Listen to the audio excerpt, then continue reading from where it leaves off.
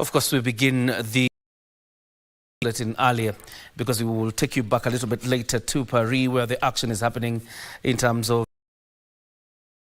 And of course, since around 6:30, you've enjoyed uninterrupted action right here on your True Channel 1. Brian Muraru will be your sign language interpreter. My name is John. Much welcome, and let me take you through what has happened across the country today.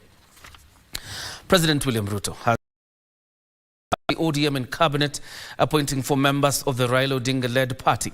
The president said the search and reflection and the desire to ensure no part of Kenya is left behind agenda.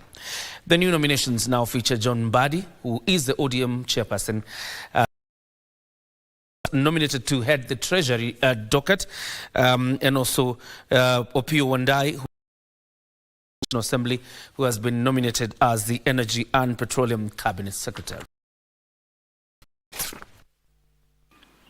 I have this to say to Kenyans. I have heard you, and I have heard. President William Ruto has announced his second batch of cabinet secretary nominees since July 11th after weeks of street protests. I commend the leadership of diverse organizations, public and private sectors, including political parties, encouraging response to my outreach to consult on forming a broad-based their willingness to set aside partisan positions and interests, join a visionary partnership for the radical transformation of Kenya is of their patriotism. In an address at State House Nairobi on Wednesday, Murkomen as the CS nominee for Youth Affairs, Creative Economy. Murkomen was the Minister for Transport in the dismissed cabinet and has since been previously held by Ababu Namwamba.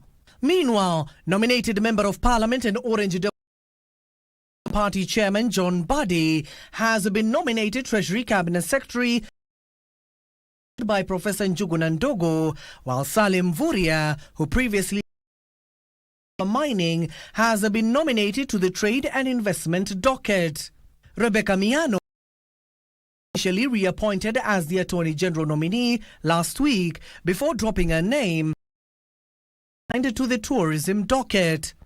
National Assembly Minority Leader Opiyo Wandayi nominated to the Energy and Petroleum Ministry, while former Mombasa Governor Ali Hassan Joho is the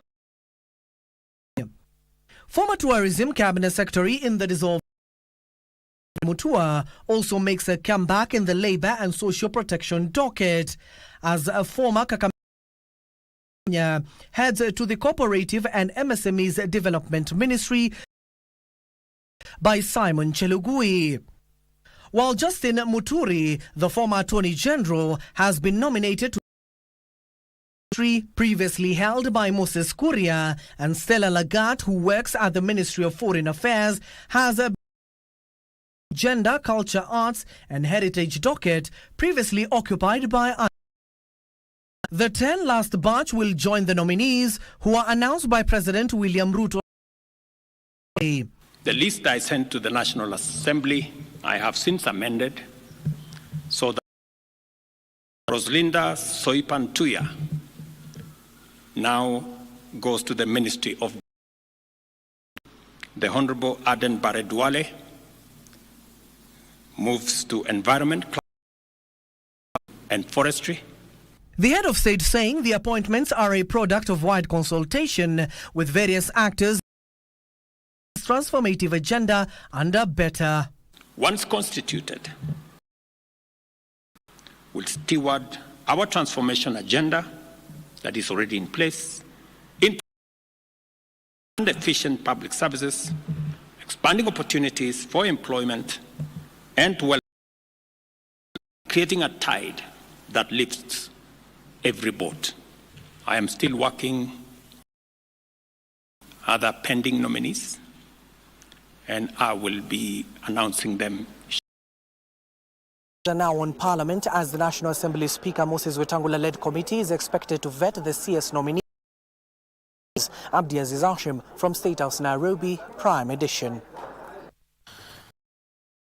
Question right now is, it can be confirmed that at least the president has appointed previous cabinet into the new reconstituted cabinet, which leaves out another 12. So what happens to them?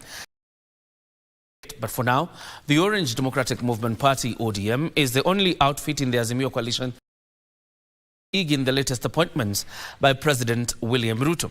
The party has 4 of its top officials, leaders, the chairman and the leader of minority in the National Assembly, lined up for cabinet, should be ratified by Parliament. Wednesday nominated the second batch of cabinet secretaries whose names will be for vetting. In my last address to the nation, I undertook to consult a broad from all sectors, levels, and regions in order to constitute a broad-based government. Democratic Movement Party ODM was the largest winner in the nominations, taking key positions in Ruto's cabinet. I have now forwarded the name of John Mbadi Ngongo to the Ministry of National Treasury and Economic. In the new lineup, ODM chairman John Mbadi will be in charge of nation's coffers. Leaders Hassan Joho and Wycliffe Oparanya will be in charge of mining and cooperative. The Honorable Hassan Ali Joho, Ministry of Mining, Blue Economy Affairs. The Honorable Wycliffe Ambetsa Oparanya, and Micro, Small and Medium Enterprise Development. Kenya Member of Parliament Opiyo Wandayi will have to relinquish his position as national to take up the position of Energy and Petroleum, previously headed by Davis Chirchir.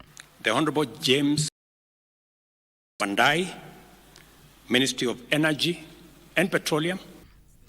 This comes against the statement by ODM that its members would not be part of Ruto's cabinet. Ben Chumba, Prime Edition.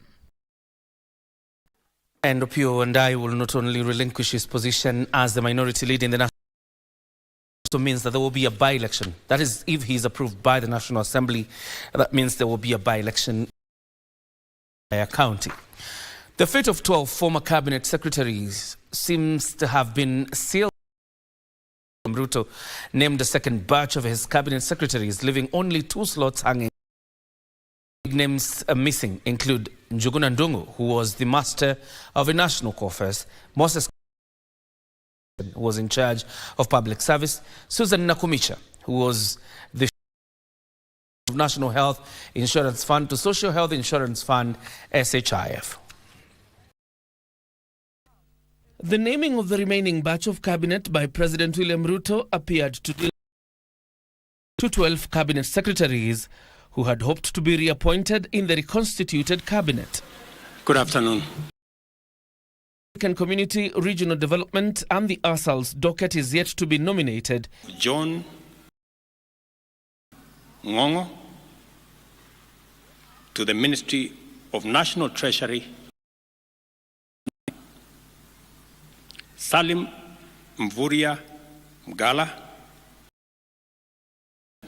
Trade and Industry. The fate of the 12, Njuguna Ndung'u, who was in charge of the national coffers and a career economist, docket, but is equally out of cabinet. Outspoken former Public Service Cabinet Secretary Moses Kuria, Chama cha Kazi Party, has also exited cabinet. Besieged former Agriculture CS Mithika, the eye of a storm through the subsidized fertilizer scandal, is also missing out. Susan Trans Nzoia without the aura of the ministerial flag. The president appears to have on Eliud Owalo's stint in cabinet, where he served for 2 years as Minister for ICT and Digital. Owalo had been criticized by the opposition, accused of politicizing relief food the backyard. Aisha Jumwa, who had served in 2 dockets since her appointment 2 years ago, despite her emergence as a leading figure in the politics of Coast Kenya. The ambitious plans of Ababu Namwamba Arts docket have also been halted as he too has exited cabinet. Chelugui, who was the only CS to be reappointed to cabinet after his stint in, has also exited cabinet. Others who have been shown the door are Florence Bore, Penina Malonza, Zachary Njeru and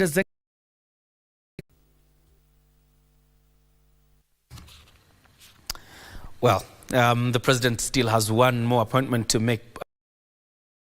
The dockets remain as they were, but then if he broadens the executive, probably some of them will see a comeback into the of various persons to the cabinet awaiting approval by the National Assembly has elicited mixed reactions. ODM Rebels welcomed the nomination of 4 ODM leaders, including 2 MPs, to the cabinet. However, a section of Kenyans expressed disappointment over the reappointment of secretaries and the nomination of politicians. Lawmakers, perceived as rebels of the Raila Odinga-led party, were the first to commend the 4 ODM nominees. We want to express our gratitude that finally the ODM is joining us. Some of us who went ahead to work with the government is joining us in working with the government, and we really want to welcome them. The people of Suba South are particularly happy that one of our own has been appointed as the Cabinet Secretary for National Treasury and Planning. We thank His Excellency the President. In the coastal Kwale County, Governor Fatuma Achani commended the nomination of former Mombasa Governor Hassan Joho as Cabinet Secretary for Economy and the reappointment of Salim Mvurya as CS of Investment, Trade and Industry. Napenda Jamhuri ya Kenya, Daktari William Samoei Ruto kwa kuweza kumteua tena Mheshimiwa Mvurya katika Wizara ya na Uwekezaji. Similar sentiments echoed by Kilifi and Mombasa residents. Natoa kongole kwa Rais Ruto, kiongozi wetu ambao ni sultani, na sisi kama wakazi wa Pwani tunamwamini sultani kwa kazi hiyo anaiweza na yataendesha. Joho, surely the people of Mombasa are lamenting up to date, because when he was for sure we have nothing to show that Joho came up with. In Kakamega, leaders and residents lauded the president for nominating former area to the Cooperatives and SMEs Development Docket. Kakamega County has been among the top 3 years of devolution, courtesy of its development record. These as residents in Meru County expressed dissatisfaction over the reinstatement of the recently dismissed cabinet nomination of leaders from the opposition to the cabinet. Kama mtu ameserve ngavana for 2 terms, hapaswi kuongoza hii nchi. Hebu apumzike, vijana wengine wainuke. Amerundisha wale na vijana walikuwa naandamana wakisema sasa ni haki gani hiyo amewatendea. Giverson Maina, Prime Edition. We'll be coming back with more news regarding the president's address this afternoon and what he said affected by the demonstrations, as well as businesses affected by demonstrations. But we are taking a short breather. We'll be back with more news. Don't go too far.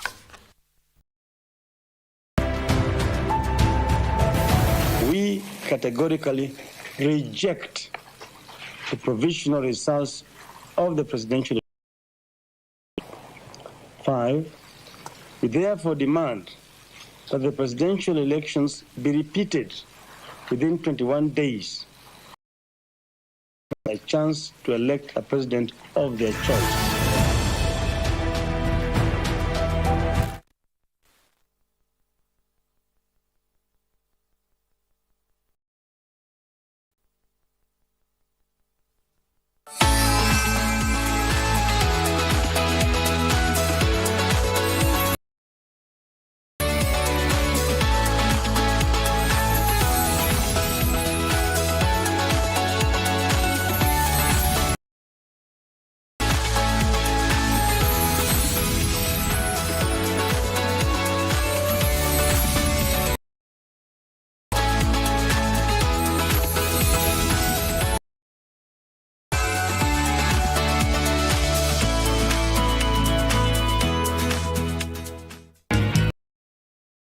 Hello. J and classes. Unajua nini babako anafanyanga kweli? Enlighten. Kwani, what exactly did Kaikara say? When you're here, you're my eyes and ears. I'm working for your father, not you, Alice. Ronald, you really think you're untouchable? Thing happens to me. Takungoa meno na nyundo. Ndio ujue. Toka hapa. Looks like you speak for Joel's family now. So what do they want? Mother again. Don't ever say I didn't try to save you. Mom. Judith, Mama amki. Auntie. Mama amki.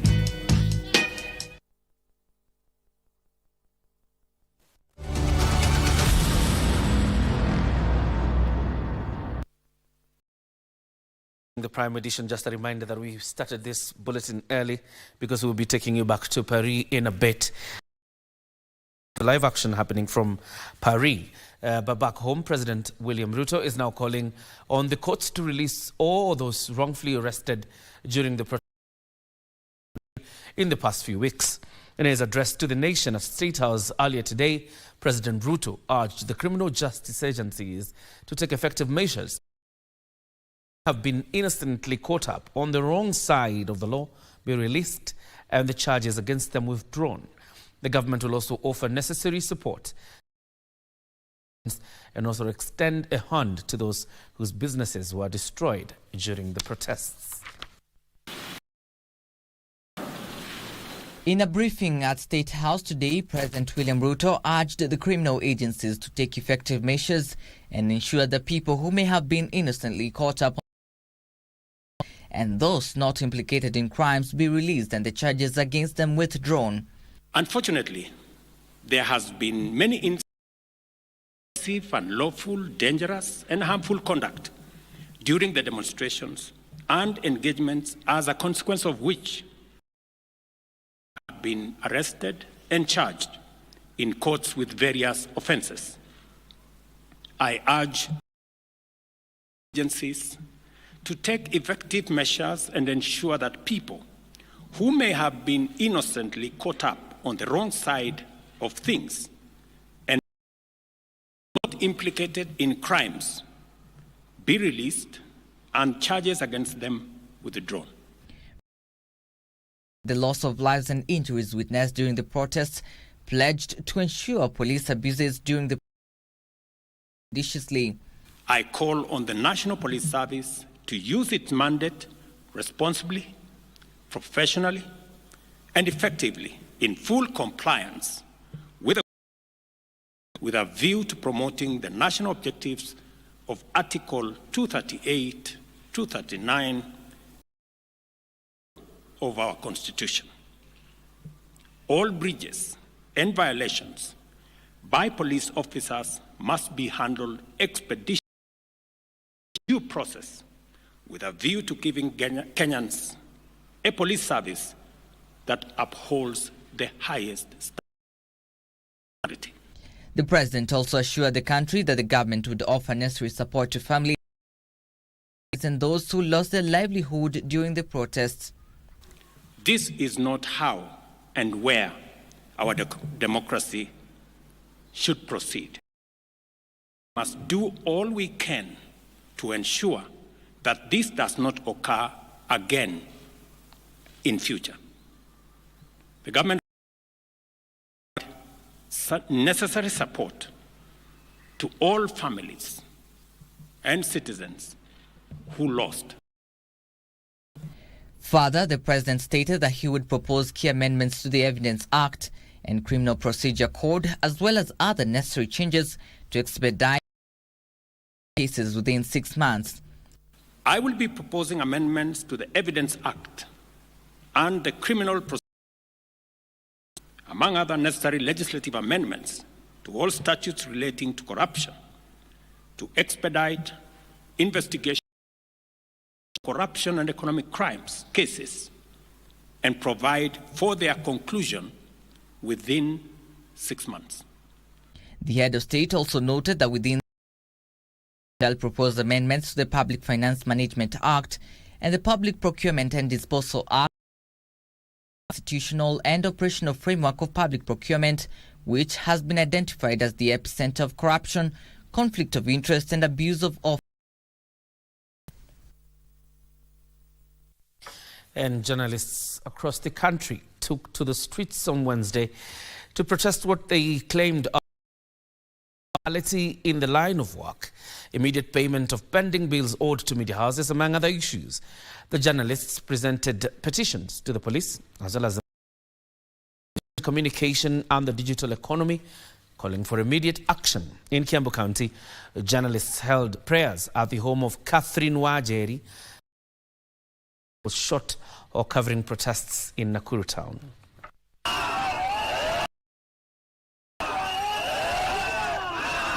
Wednesday morning in Nairobi County.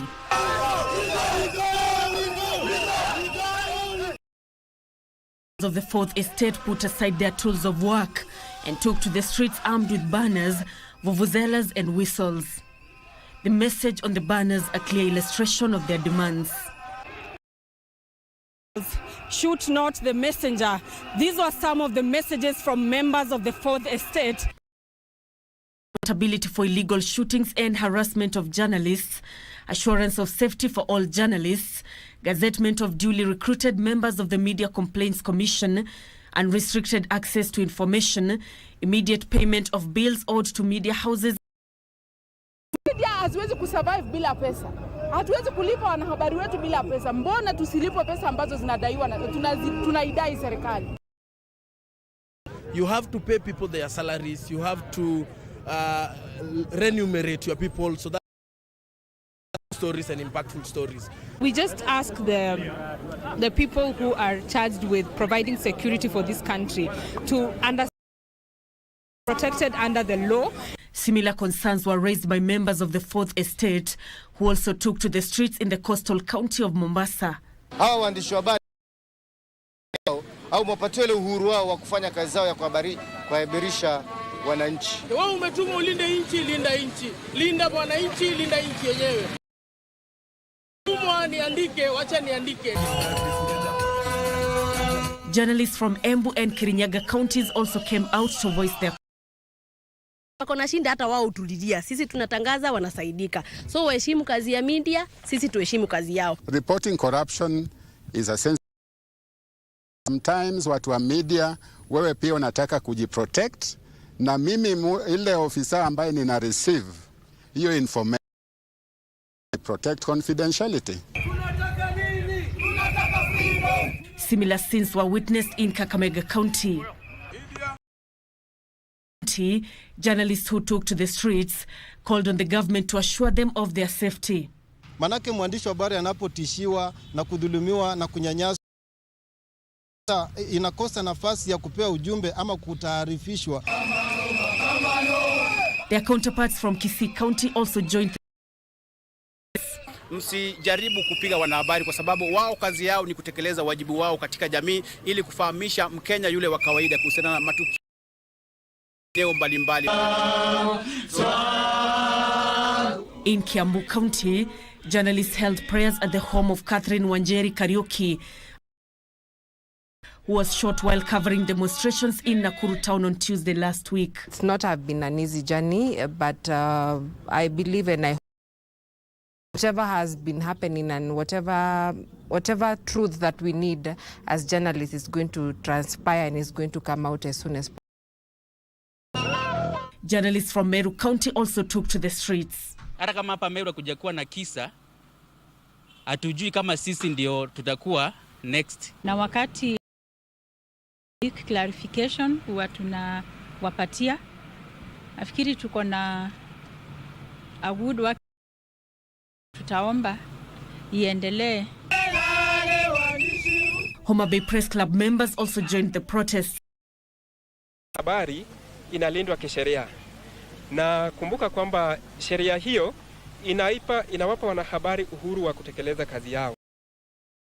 In Makueni County, sisi ni wazalendo na sisi ni wamama, sisi ni dada zenu na mnafanya mtupende nafanya. Their counterparts from Machakos County also took to the streets. Sisi kama waandishi tunasema conduct, we'll do our job with responsibility. Lakini pia tusinyanyaswe tunapofanya ile kazi. Uandishi wa habari ni taaluma. Ukiangalia the media conduct, it has 26 elements ambazo unapoandika story kila siku. Kware reporting for Prime Edition, Nairobi. And we continue to wish our very best and quick healing to Catherine Wanjeri, who was injured in protests. In any case, the power of a pen is not a crime. 5 people are nursing serious injuries following an explosion that occurred in Mandera County Wednesday afternoon. Confirming the incident, Mandera County Police Commander Samuel Mutunga said the attacker placed a devised explosive device outside the hotel before it was noticed by the workers shortly before it exploded, injuring 5 individuals, including 7. The injured were rushed to Mandera Referral Hospital for treatment as police kick off investigations.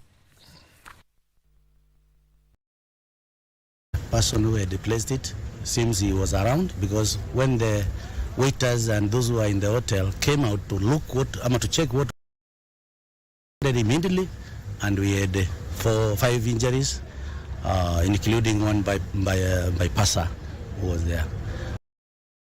So the rest, the area has been cordoned by KDF, our teams, fighting units. Here they are with me, RDU, BPU, and our team DCI for more investigation. And there are some changes in the ranks of the Kenya Defence Forces. At least 23 senior military officials have been promoted in changes announced by the department DoD headquarters. The promotions, postings and appointments follow a Defence Council meeting chaired by Prime Cabinet Secretary and the Acting Cabinet Secretary for the appointments and promotions were made by the Head of State following advice from the Defence Council. In the changes announced by the Department of Defense Headquarters, Major General Stephen James Mutuku was appointed to Deputy Commandant National Defense College. In the Kenya Army, promoted to Brigadier and appointed to different areas in the Army. Top is Edward Morris Nyamao, who has been appointed Chief of Compensation and Welfare. Brigadier College Chief of Personnel and Brigadier Paul Kiplimo Kowech is now Chief of Training.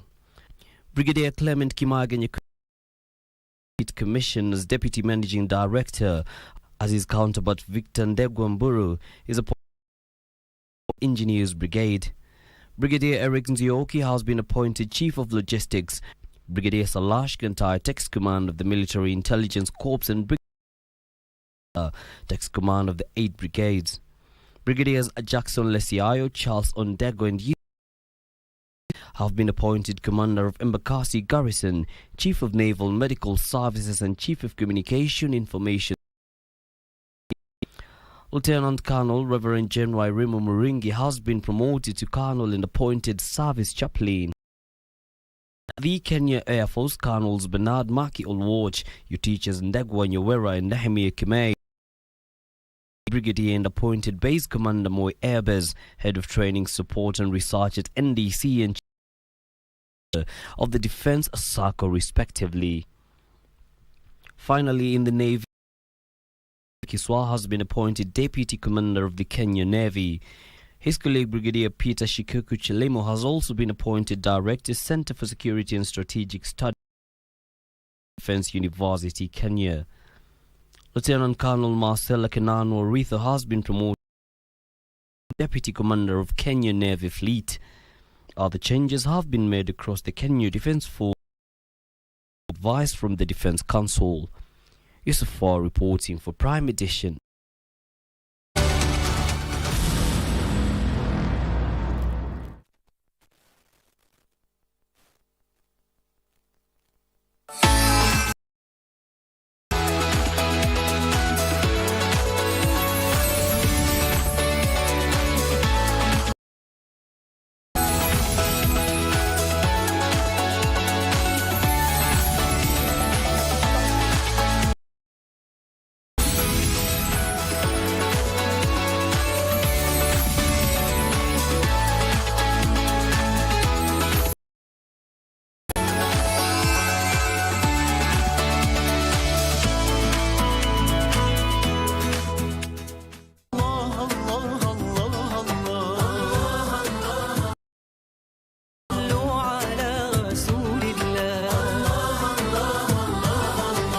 wasallam alisema kuwa kushikilia Uislamu kutakuwa ni kugumu kama kushikilia ama kulishikilia kaa la moto. Muhimu ni tujue kuna zimetokea kutokamana na yale ambayo tunayoyafanya, na masikitiko zaidi ni pale ambapo kubali mapungufu ambayo yanafanyika kwenda kinyume na mafunzo ya dini.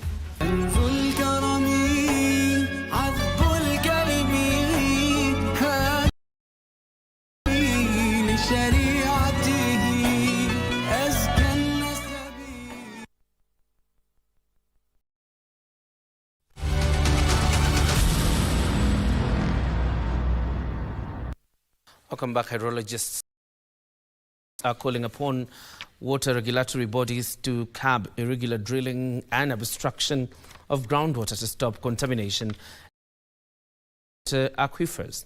The scientists who converged in Nairobi on Wednesday at a media sensitization forum on water security also emphasized the need of management areas that replenish the aquifers. With the country water scarcity in most counties, scientists in the water sector are calling for a concerted effort to protect the country. If we use it for irrigation, we have what we call irrigation return water, which will now have like nitrogen, phosphorus, depending on what types of fertilizer you're using. So that will also now contaminate the aquifer system. It makes water points are working, because if they are not working, people will even cover longer distances. Remember, you don't have a lot of alternatives in the ASALs. So borehole system main source of water for these ASAL counties. Addressing the media in Nairobi, the hydrologist insists that with sufficient funding invested in the production of the country will be able to curb water insecurity by providing the resource to 2 million residents in ASAL counties for the next 5 years. We still don't know yet enough about these extensive groundwater systems that we have, and more studies need to be done. We are encouraging people to do water harvesting. That is very important. At the same time, they are warning against unregulated resource. Here we have compressed our upper level aquifers, so they are storing less water. And the very last aquifer, we are extracting much more than we should, so it is also compressing and losing its storage. Elsewhere, Water Sector Trust Fund says the government is pursuing the public-private partnership to rate the over 300 billion shillings needed to reach the 100% national 2030. Village Drill Hybrid. It is a human-powered and electric-powered borehole drilling machine capable of drilling boreholes 50 in almost every substrate. We look forward to more development to cover the deficits in terms of coverage, which is 28% from the worst. Kenyans have been urged to invest in water harvesting resources and water reservoirs in a bid to end perennial water. Opicho Chemtai for Prime Edition. Puppetry, along with other forms of folk storytelling and masked performances, continue to be a popular form of communication. For a very long time, puppetry has been used to entertain and educate. However, puppeteer Michael Mutai is using his craft to create films that address different matters such as mental health, as seen in his Kuhu and Babu. That is our focus tonight in our weekly segment, Cinemas and Theatre.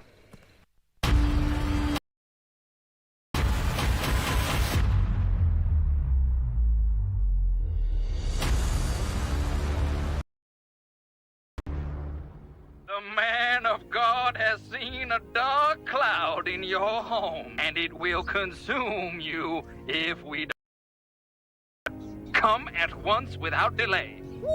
Kuhu and Babu is a mental health film series whose objective is to provoke mental health from the most basic level, the family level. Or else thunder will strike you. COVID-related issues. And then later I realized that this is something that looks good, and that there's also another issue that I'm so mental health. I've addressed issues like grief, what else? PTSD, religion, health issue, gambling addiction, among so many other issues using that series. The worse I seem to be making them, I don't know what. Michael Mutahi has done puppetry for the last 24 years.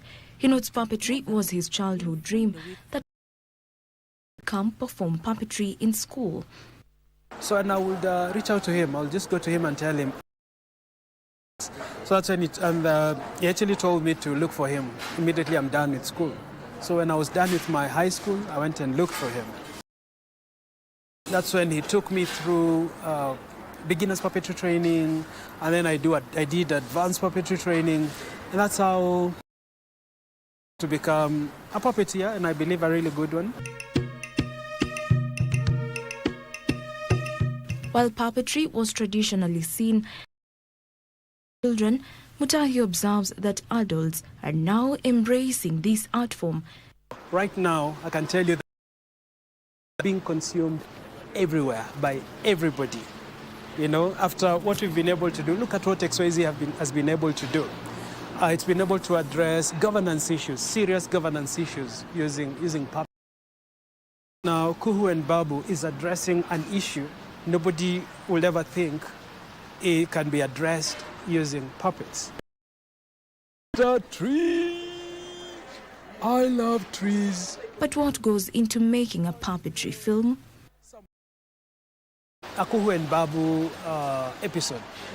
One of the things that you need to consider is what issue do you want to address, number one. I want to address an issue of PTSD. Do I understand this issue first? And then once I've established all that, that's when now I go in script. This script has to be approved by a mental health expert because the message has to be right, you know.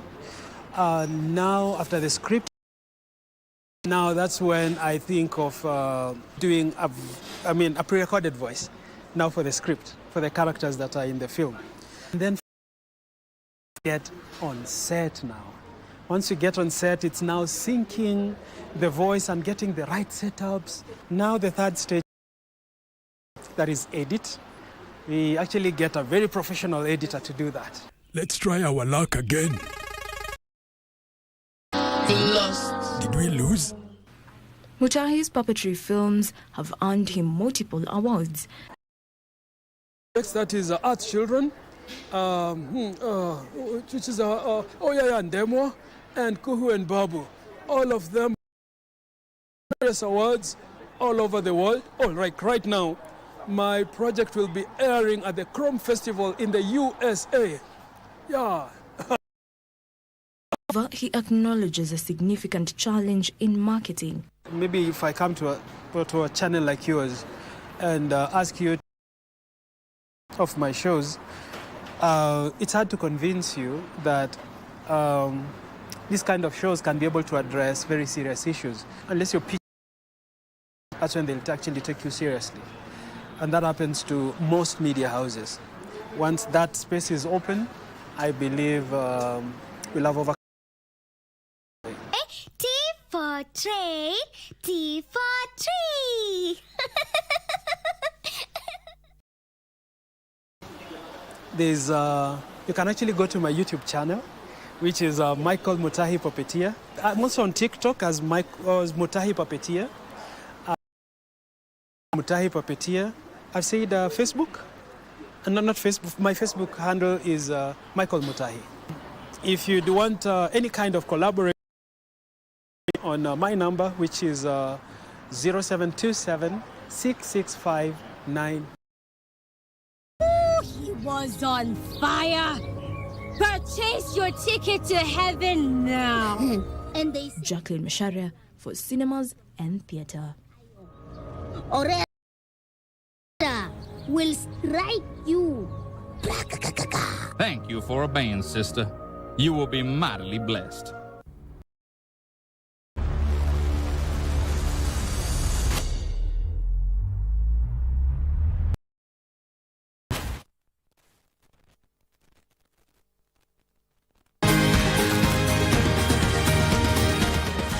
joining us on Healthy Living. Stay connected to Voice of America as we look at your kidneys and how they impact your health. And an expert discusses chronic kidney disease and how to protect yourself. And Ivorian psychologist Noor Bakayoko shares some and what can be done. It's important to avoid major events or major health crises. Off is due to a serious condition. We'll have some answers. Stay well and strive to make every day a healthy day.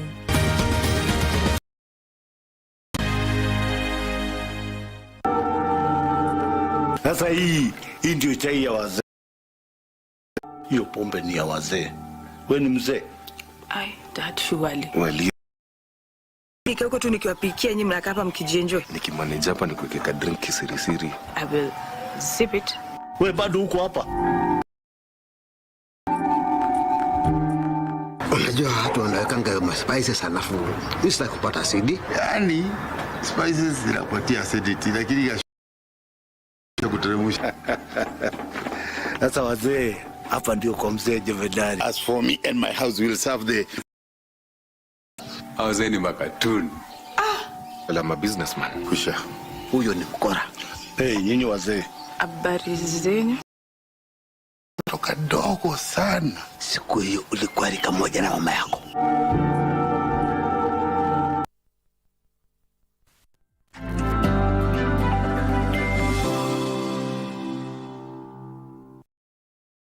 Back, let's do business, and I hate to be the bearer of bad news, because if you own or plan to,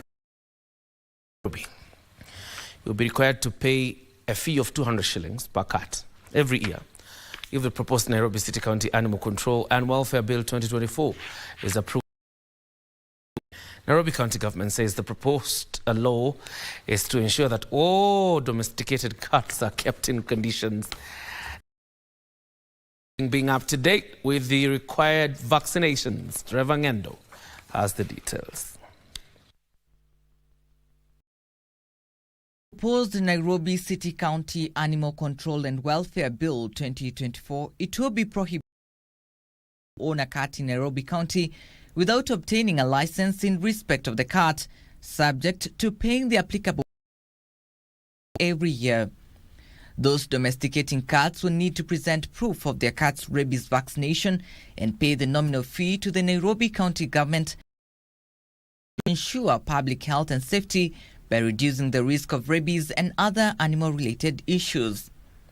In addition to licensing provisions to address nuisance issues, with cat owners required to ensure their cats do not scream in a manner that comfort of neighbors. Additionally, owners of female cats will be mandated to confine enclosure to prevent contact with other cats except those belonging to the same owner, to control their population and prevent unwanted interactions between. Further, the bill prohibits livestock on road reserves in the city centre and in unregistered shelters, with poultry farmers required to be registered and certified. It says through those owning horses and donkeys will be required to adhere to additional standards, including limiting working hours to 6 hours per day and nutrition. Non-compliance with these regulations result in fines of up to 10,000 shillings, imprisonment for up to 1 month, and for county government. The bill is set for public participation from Friday next week. Trevor Ngendo for Prime Edition. I don't know that for that person who has more than 300 cats, how much they're supposed to fork out in terms of paying that government. But then again, I probably foresee another Occupy Nairobi County Assembly. But now, if we take you to the next story, Kenya has set up a textile and cotton team to drive the revival of the troubled industry. The Policy Development Technical Team is expecting interventions to address problems facing the subsector. This comes even as Industry Principal Secretary Juma Mukhwana says Kenya has increased cotton cultivation from 5,000 acres to 100,000 acres. Kenya is betting on the cotton, apparel and textile industries to drive economic growth. The subsector is a key driver of foreign exchange due to the high number of export processing zones in the country, exporting to the AGOA initiative. We are at the tail end of negotiating a second AGOA that will again take 16 years from 2025. Export duty-free, quota-free textiles into the US. Industry Principal Secretary Juma Mkhwana like modernization of facilities and knowledge on best practices have been stunting the growth of the critical subsector. One of the issues that we are also doing is growing the number of ginneries. Currently, as we speak, in Busia, and there is a new ginnery coming up in Homa Bay and in Kwale and also in Lamu to support some of the work that 2030 envisions the textile sector as a key driver for industrialization that could develop the Kenyan economy and enhance the country's image as Africa's manufacturing. Mkhwana was addressing members of the National Cotton, Textile and Apparel Policy and Strategy team, which has been set up to help streamline cotton and textile value chains in Kenya. The cotton, textile and policy for Kenya.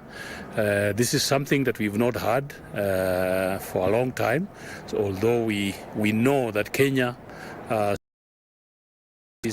had a very vibrant textile sector. We had a number of factories like Rivertex, Raymond.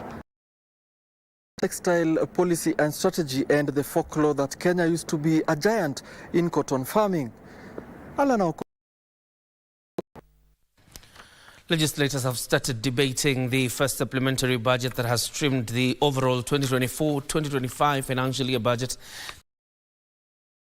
Recurrent expenditure has been reduced by 34.04 billion shillings, while development expenditure will see a reduction of 122. Among projects affected by the reduction is roads, electrification, and the digitization of the land registry.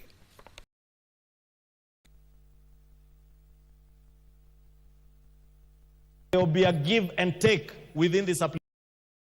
See, there are many other areas that we have cut expenditure, part of which might have been critical expenditure, but which can wait. All about prioritizing, Honorable Speaker, and we must be able to prioritize so that we ensure that even those who crusaded for the rejection of a finance bill are going to suffer, Honorable Speaker, because they have opportunities that they will never be able to access. A child who does not access cannot wait for next year or the year after. But probably a road in Kikuyu constituency that was to be constructed this. Madam Speaker, on the roads, just like any other department, just like any other saga, roads have actually faced entirely as a budget we are losing over 100 billion. Roads is a major critical infrastructure. And I am a member of a committee on health. And Honorable Speaker, looking at the cuts that the health facilities were taking, right? Hospital, Honorable Speaker, that was supposed to benefit from 100 million for a construction of a children's hospital to supplement the shoe. MTRH serves a very good number of counties, Honorable Speaker. Of course, my heart sank. Same to the ICU facility that was supposed to go there. Committee, they have managed to allocate good funds to ensure that we have all these JSS teachers employed and be placed under employment. The amount of what is appearing as vote and programs that are placed in different but are getting monies differently. If we went ahead, particularly to synchronize in terms of, for example, if you look at the Department of Immigration, there are population services. Population services are in immigration, then we also have issues to do with population in planning. I want to believe that if these things were merged and were looked at, quite a bit of money here. I would want a clarification on why Coffee Cherry Fund is being reduced from whatever was allocated, losing 1 billion shillings. Is it that our farmers have not absorbed the money?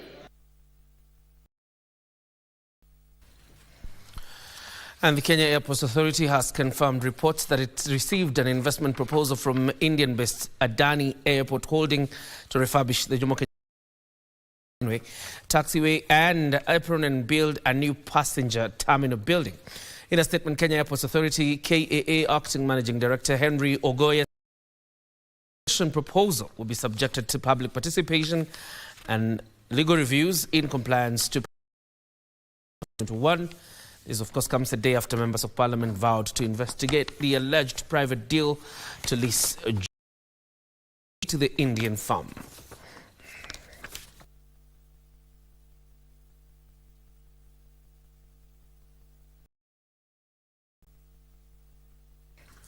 Some interesting statistics here. 9 in 10 Kenyans are opposed to the increase in the road maintenance levy from the previous 25 shillings per litre on concerns that it will increase the cost of living. The latest survey by Afrobarometer indicates that 7% of those surveyed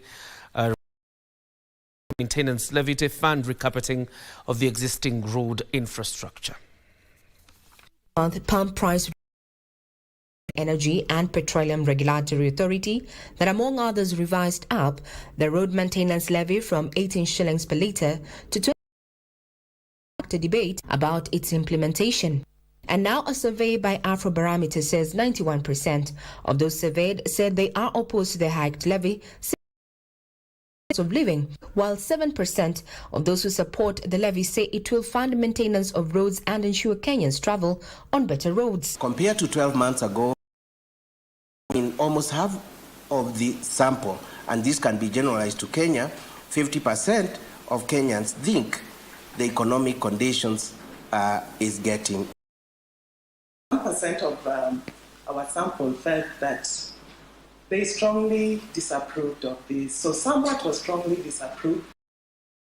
A high percentage. The survey that was conducted between April and May this year also indicates that 7 out of 10 want the housing levy for salaried employees reviewed. We noticed that the approval for having higher income tax for highly paid individuals towards 50%. So it's sort of an average, still below average, but it's tending towards there across all the age groups. Higher taxes for highly paid individuals. Regina Manyara reporting for Prime Edition.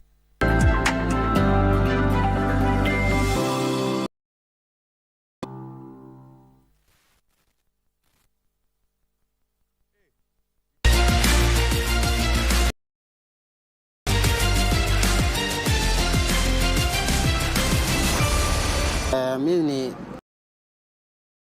coach ya middle distance. Tunaenda pale Paris. Nawatakia Wakenya tuangalie, mtuombe. Tunatarajia kwamba tutapata ushindi.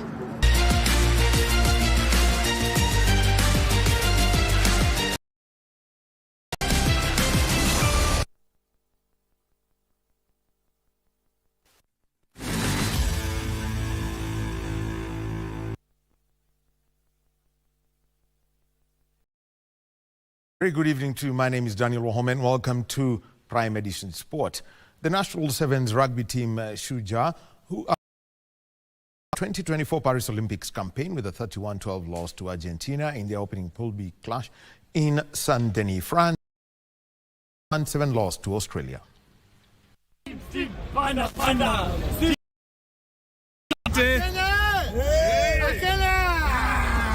Fra Agustin was the top scorer for Argentina with 2 tries, while Kevin Wekesa scored a try each for Shujaa. The match marked the 8th meeting between the two sides since 2020, with Argentina having wins. In another group match, Australia beat Samoa 21-14. The Kevin Wambua Chargers take on some match. Olympics is a very competitive sport, and you wake up every day. Sevens being the most competitive game in the planet, it's a flip of the coin. It will turn either side. The national 15s rugby team Kenya Simbas will now play in the 3rd place playoff match this Sunday after 12 in the semi-finals of the ongoing 2024 Rugby Africa Cup at Nelson Mandela Stadium, Nambole. Simbas beat Senegal to reach the last 4. Moving on is that African representatives Silly National of Guinea lost by 2-1 to New Zealand in a close. As the Paris Olympics football tournament kicked off in France, another African representative, Morocco, held World and South American champions Argentina.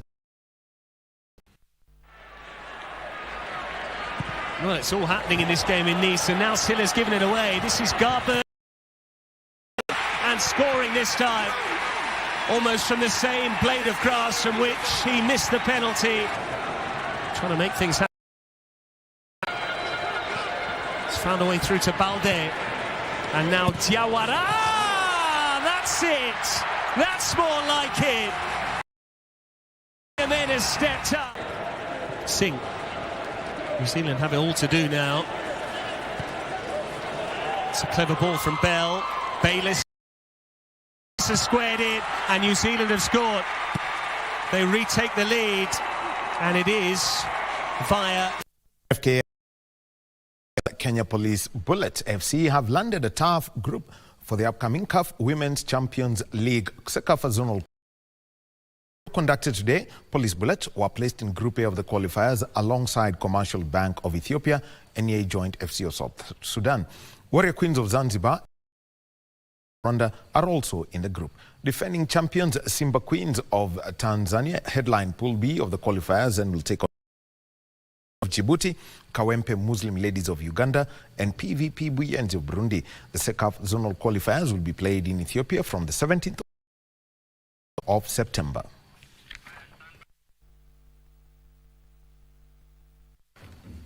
And that's the sport for tonight. Shall be bringing you another match involving an African team, Israel versus Mali, from 10 p.m. My name is Daniel Wahome. Thank you for being with us. Sport tomorrow and the opening ceremony on Friday. Back to John Jacob Kioria. Thank you very much, Daniel Wahome, for just puts a cap on Prime Edition. Thank you very much for watching KBC, your true sports partner. In a bit, we'll be handing you back to Parry. But for now, have yourself a fantastic night. Of course.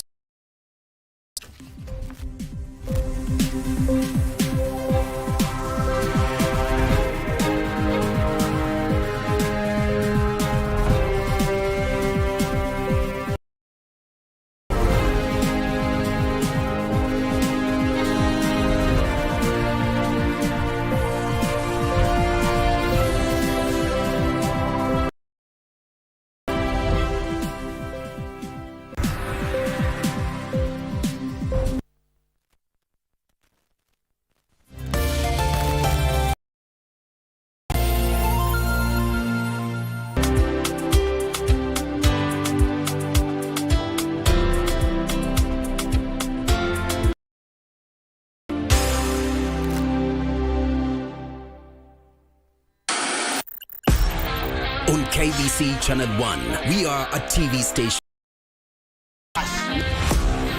Get a taste of the best in entertainment. Yes, indeed. Feel the... Miss me. I swear that you will never lose me. I can't get married to you. I'm sure you knew about it. That's why you're making fun of me. Experience the drama. Money, this one. And the laughter.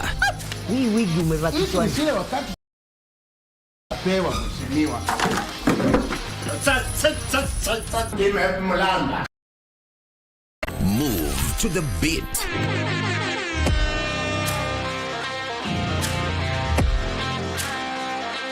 We are live from Broadcasting House. And get informed on the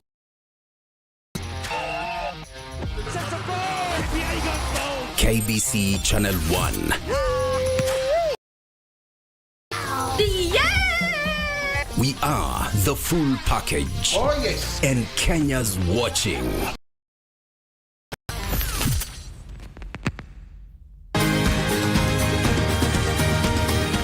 Thank you for joining us on Healthy Living. Stay connected to Voice of America at voanews.com.